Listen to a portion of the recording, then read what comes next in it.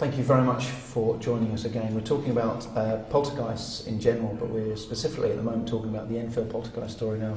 I was talking about Guy Lyon Playfair, about that I managed to talk to him about it, and it was a great interview. It was the depth that he went into, and it's one of those cases that I wish I'd been at, because I'm pretty sure if you had the technology you have today, you would have figured out one way or the other whether it was true or whether it was false. But what's your standpoint on the whole thing? Well, I discussed the case several times in depth with Morris. A lot of it was off record, exactly what went on even behind the scenes and off camera, because people only know what's been produced. Absolutely. For the media. Morris would agree that he did lose control of the investigation through media involvement, and that it became pretty much of a circus.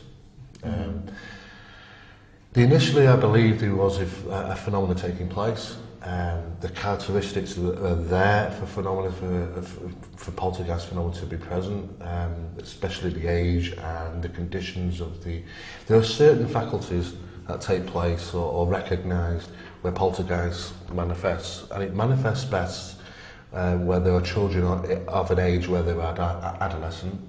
Also, that there could be stress involved in the environment, such as financial difficulties, or even people living in poverty sometimes, have those experiences. And they fitted. We have a sheet, a psychological order sheet, and basically they fitted the profile 100% for that. So that was what was interesting to initially, which got my interest. Morris pretty much agreed that that he believed the phenomenon was a true and present phenomenon. As time went on, it got very, very difficult to ascertain what is actually going on, because there could have been some showmanship involved. The girls were playing for the media.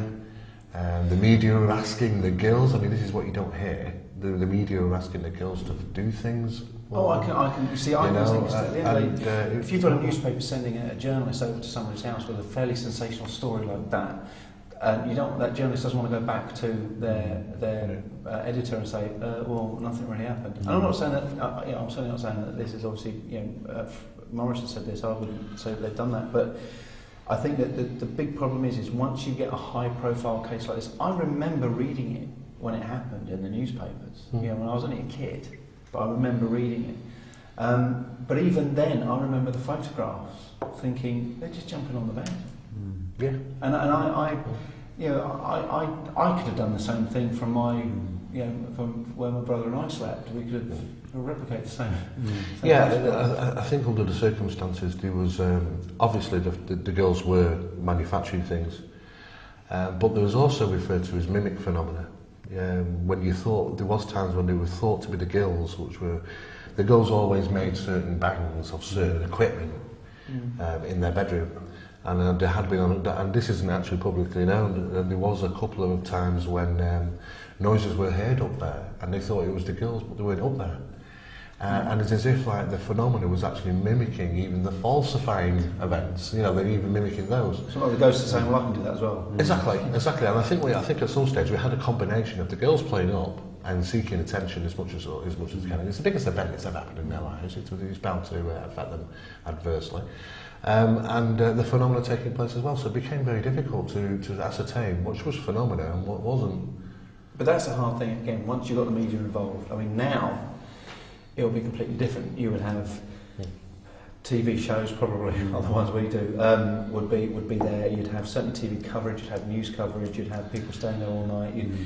And I don't know. Actually, earlier I said we'd probably find out quicker if it was fake or not. I'm not sure whether you would. If people are that desperate to make that work, they would prolong it again as long as they could. And I think that I mean, we're only talking about the Enfield poltergeist. There's obviously a lot more others. I mean, there's a Cardiff poltergeist. There's a case. There is, yeah. There's a number of them. If those girls are still alive, it'd be good to interview them now, wouldn't it?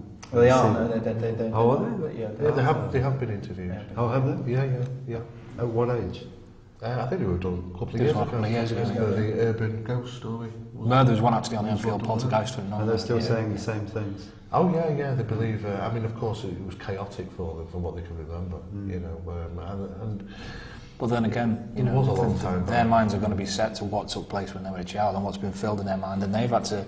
A lot of people say one thing and they've got to stick by that and abide by it, and then eventually end up believing it. So again, it's something that even today, can you believe some of the stories? Those kids, you kind of fill in the gaps yourself anyway of what happened. I mean, let's look at all of us sitting around this table. If we said, you know, what did you do when you were 15?